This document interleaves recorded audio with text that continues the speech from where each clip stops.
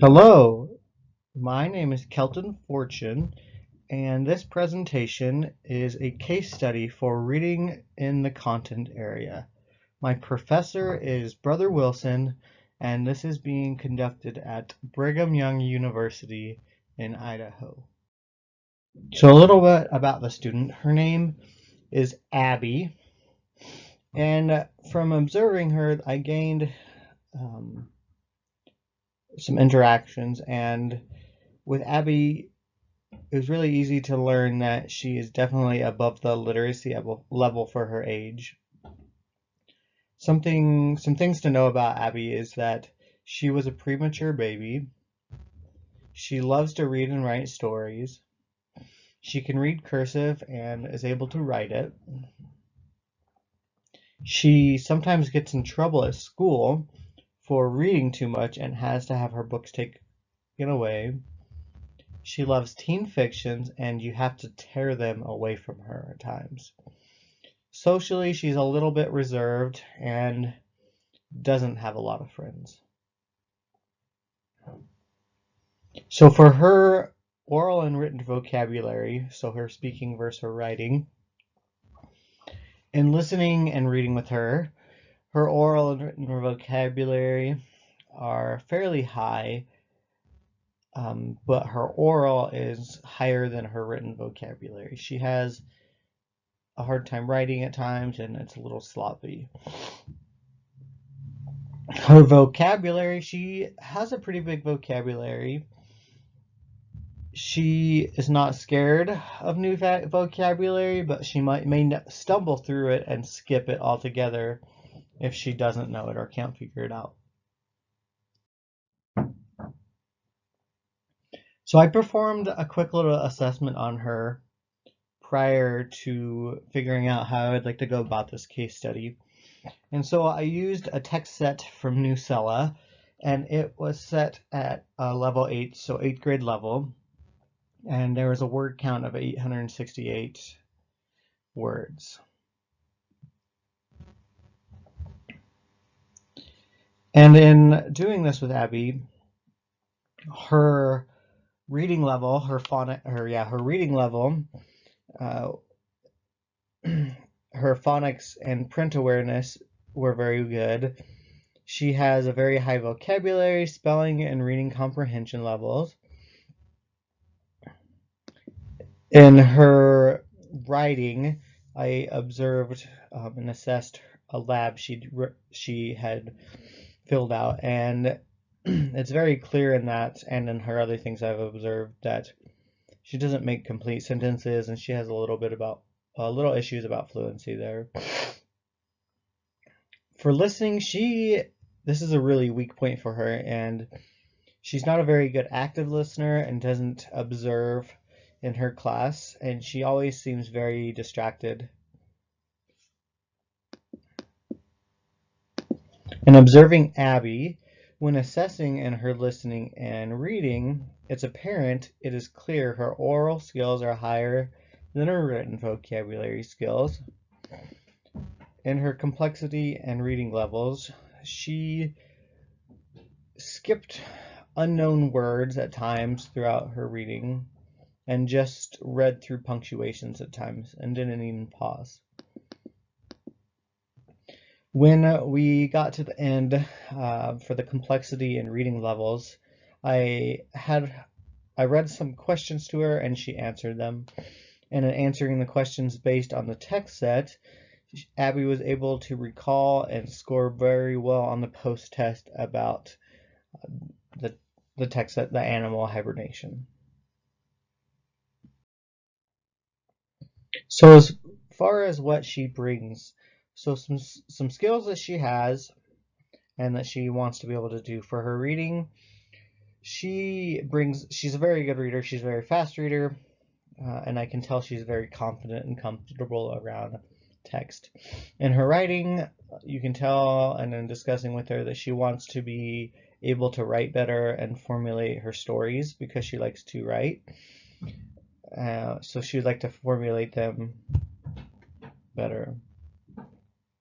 In her listening, it's very apparent that she lacks on her listening skills, and I cannot tell if she wants to increase these skills in regards to her schooling or not. And then a few strategies to go along with those for her reading. She is able to read phonics to be able to comprehend what they're reading at higher levels. She does skip words she doesn't know, and she stumbles over unknown words but doesn't seem fazed by them. And she has fairly good fluency. In her writing, she sometimes struggles in knowing where to put punctuations, and she can lack in forming quality sentences. With her listening, it seems she spaces out a lot and forgets what she's told. She also has to ask for more information and sometimes has a hard time comprehending things. And at times I feel like this comes back to her being distracted by books or being distracted by other things.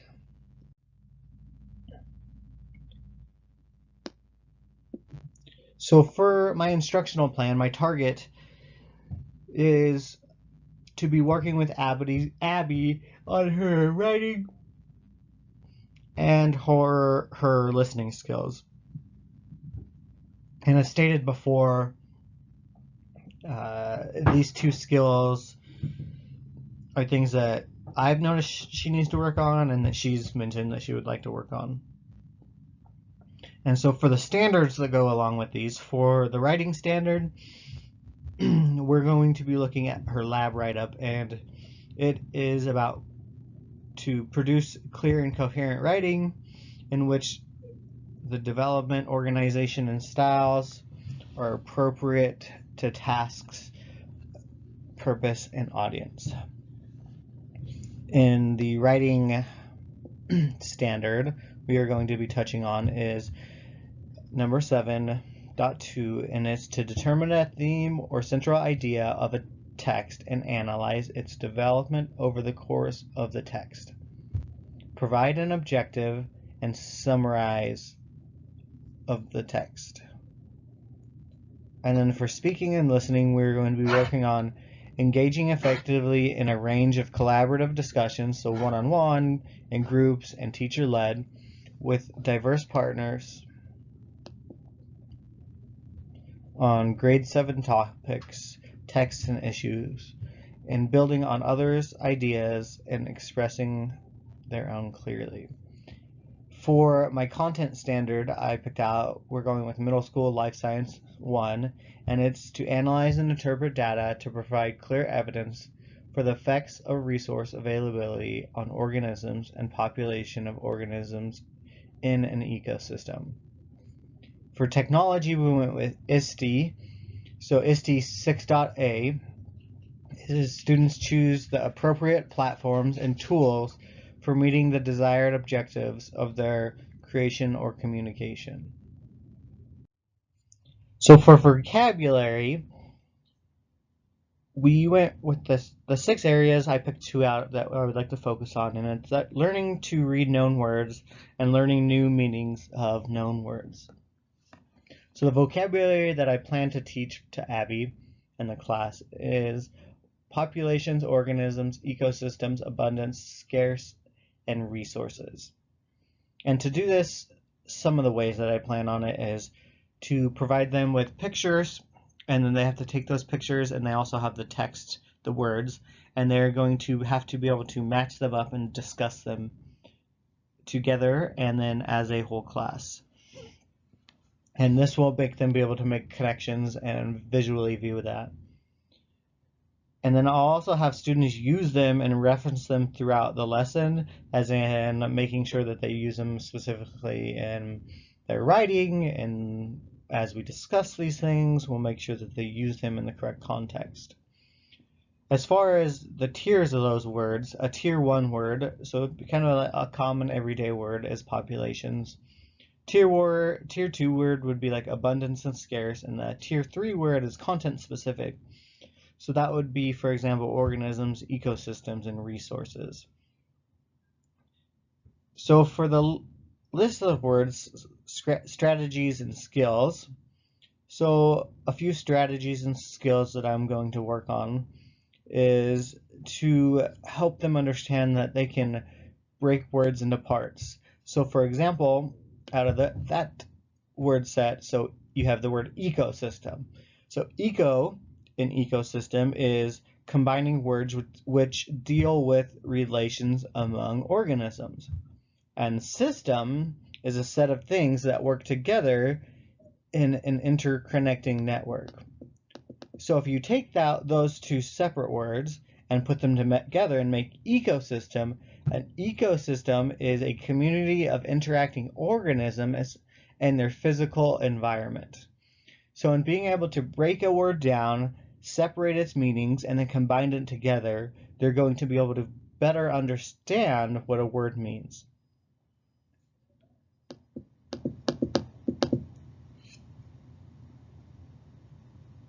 So I'm also going to use the picture to text, which is what I already talked about. And then for multiple contexts, so we're going to be presenting them these words in multiple contexts. And in doing that, we're going to be exposing students to vocabulary words often and in various contexts. This will give students a model for how words are used and making sure that they are used appropriately. Another thing that I'm going to implement is science talk. So science talk encourages brainstorming, and it provides students with the opportunity to brainstorm ideas about science and encourages them to wonder and talk about the natural world. So for example, teachers can help students learn about the process of science classifications.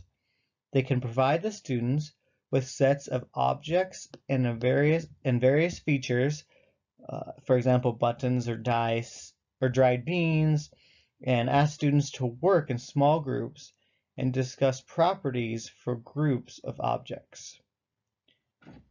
When groups share these categories with each other, students are given the opportunity to experience science talk.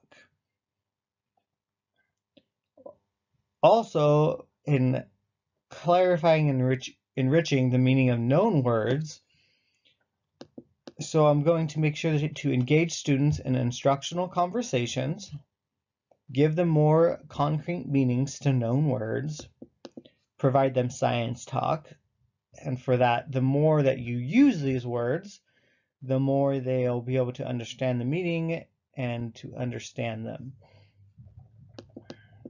And then another thing is real world talk. So implementing these words into the real world life situations. So provide them with more context for word clarification and enriching the meaning of these known words.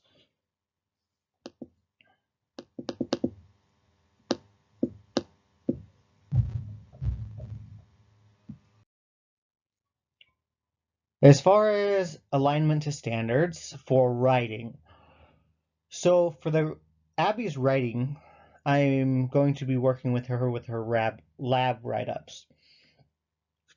And so the standard for this is number 4, and we're going to be working on producing clear and coherent writing in which the development, organization, and styles are appropriate to task, proposed, and purpose and audience.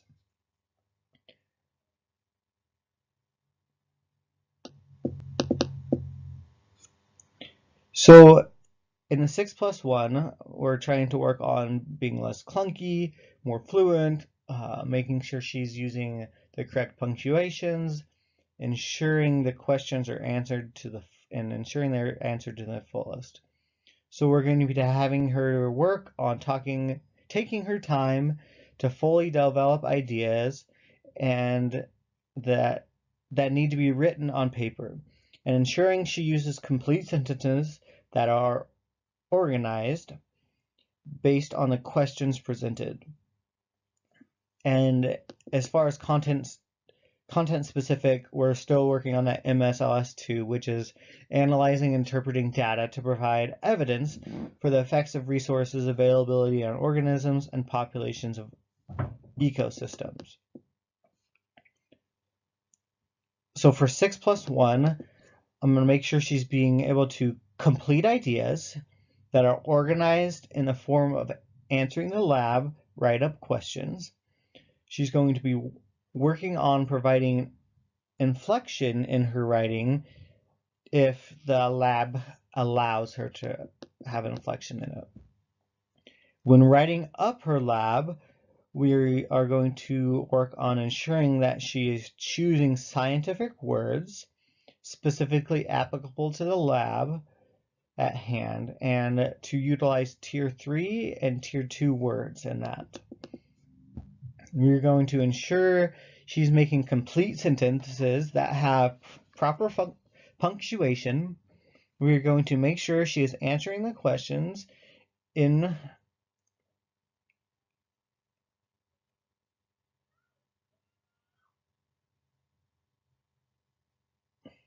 answering the questions that are required for the lab assignment.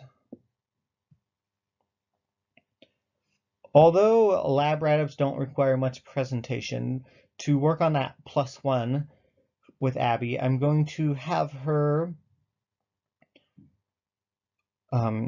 present me her lab write-up orally. And in doing so, that's going to ensure she is meeting those requirements for the 6+1, because I can review it with her. And these skills will help her build upon her prior knowledge of writing and enhancing them. So for reading, the standard that I went with is 7.2, and that is to determine the theme or central idea of a text and analyze its development over the course of the text, providing an objective summary of the text. So my plan for this is to read them a book. And in reading this book, Chicken Boy, to the class and utilize it as a summative assessment, Abby will be able to, and she will need to, build a farm as the central theme for the book and show in that farm a representation of what the major themes are about. And I'm going to have her complete an anticipation and reaction guide to that. And the anticipation guide is going to help her predict and get excited about the book, and I'm going to have it to explain why she made these decisions about the book. For the reaction guide, I'm going to redirect Abby's thinking and have her reflect on the initial perspective about the book and why. For the text set for testing Abby on her reading, I've already stated that we're going to be utilizing Nucella, and with this I'm going to have them read aloud and as well as read silently to themselves. And I'll be able to find various texts relating to the topics being discussed in the class, have her read them to me and to herself. She will then determine the central idea behind the article and provide me with a summary on the text that was read. And in these text sets, the different ones I'm going to use, I'm going to try to find one that is a level above her grade, below her grade, and at her grade. And this will provide me with a little more insight. It also help push her a little bit, and then with the one that's below, it should help her boost her confidence as well. So this is the area that I'm a little concerned about for Abby, and I really want to work on, is the listening and speaking. And for that, the standard that it is SL 7.1, and that's to engage effectively in a range of collaborative discussions, so one-on-one, in groups, and teacher-led, with diverse partners on grade 7 topics, texts, and issues, and ensure that it's building on others' ideas and expressing their own clearly. As well as in this listening speaking, we're still going to be working on the content area specific, which is MSLS2, and that's to analyze and interpret data. And so Abby is very low when I assessed her on her listening and reading skills. As you can see, she only scored 1s and 2s throughout the whole thing. And I think a big part of that is the issue in regards to her being distracted with her books and thus not being able to articulate the skills she needs to reach these. And then for that listening and speaking, again, we're still working on the same content standards and listening and speaking standards.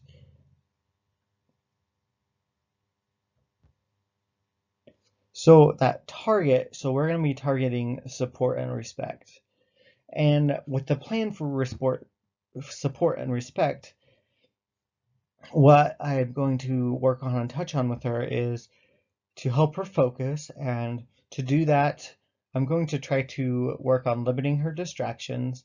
And a major one is to have her put her books away when she comes to class. We're also going to work on her being an active listener. So to make sure that she's minds on, eyes on, and conveys body language that is open and willing to learn, as well as to include herself in discussions.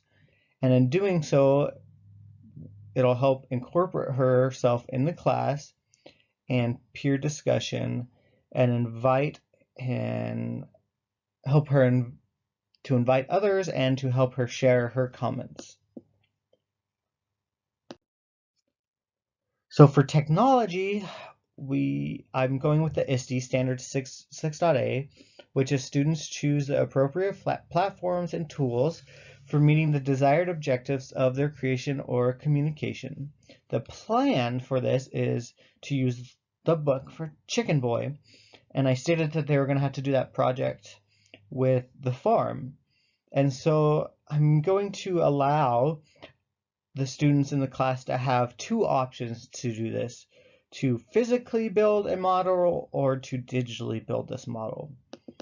So if they decide to digitally do it, they still need to meet the requirements of building the farm, its central, which is the central theme, and show how the farm is a representation of what the major themes are about in the book.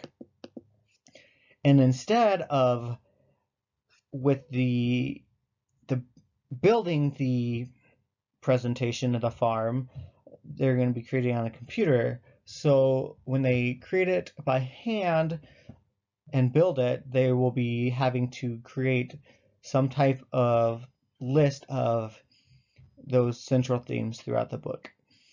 Well, with them doing it on the computer, I would like them to incorporate another set of technology, which is being able to record that meaning of the different parts of the book, the major themes. So for my personal new learning and insight throughout this book, as a teacher, as a future teacher, I'm learning that I will need to be able to perform this assessment to each of my students, and the work that went into creating the plan for this one was even harder, was really hard to create and implement, and I cannot imagine doing that on a large scale. And so for the skills and practices that I'd implement on Abby, I've realized that I'm able to adjust those skills to meet others' needs, so which will minimize a little bit of the work if I do this for a whole class. And even if students are good on the skills that I'll be planning on to work on, they can still work on them and it will still benefit them. As far as the insight I've learned in performing this case study, I found that the observations gave me a lot of great insight upon Abby and being able to figure out how to help her. And I was able to see this from observing. And then one area that is hurting her is her listening skills. And I learned that only from observing her. I find it important that case studies are performed on students and that the purpose is to help students, and what other way would be better to help them than recognizing these weak areas during these case studies, creating a plan, and then implementing it with the students. And as far as my case study, that is everything, and thank you for listening.